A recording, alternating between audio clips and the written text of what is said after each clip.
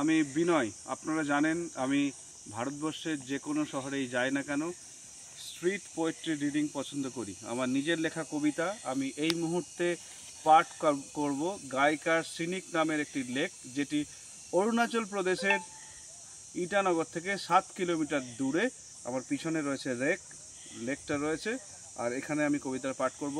কবিতাটির নাম রাস্তা দাও। হে চিরাচরিত সুখ, তোমাকে বদল করে আমি হাঁটব আমার জন্য। রাস্তা দাও, অদল বদলের জন্য রাস্তা দাও, নিজের মতো করে বাঁচার জন্য রাস্তা দাও।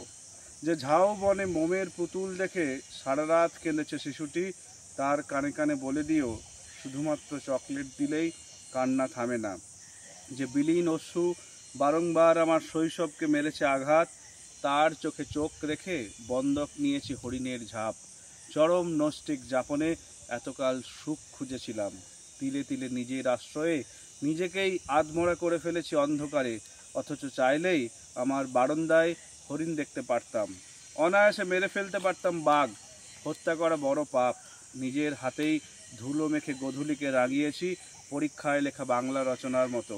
দু একজন বরং আমারই চেয়ার মুছে আসছে স্যার, আসুন স্যার মিলিয়ে বক্রোক্তিতে শূন্য এঁকে চরম বিলাস লুফে নিয়ে রোজ ফিরে আসতাম বাড়ি।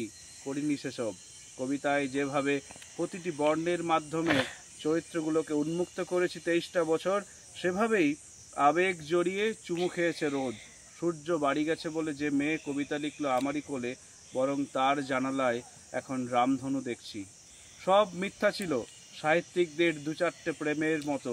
চোখের সামনে প্রার্থনায় বসে যেসব অযোগ্যরা যোগ্য হয়ে গেল, তাদের জন্য সহানুভূতি দিতে দিতে হারিয়ে গেল নিজের পায়ের শেকড়।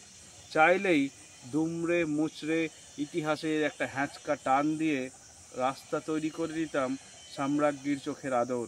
সিঁড়ি ডিঙিয়ে ওঠার অভ্যাস নেই বলেই আজও মেকিয়াভেলির অনাদরে হারিয়ে যাচ্ছে বেলুন। ওদিকে আলেকজান্ডারের মৃত্যুর আগে এক বাউল গাইছেন রাস্তা দাও, রাস্তা দাও, রাস্তা দাও।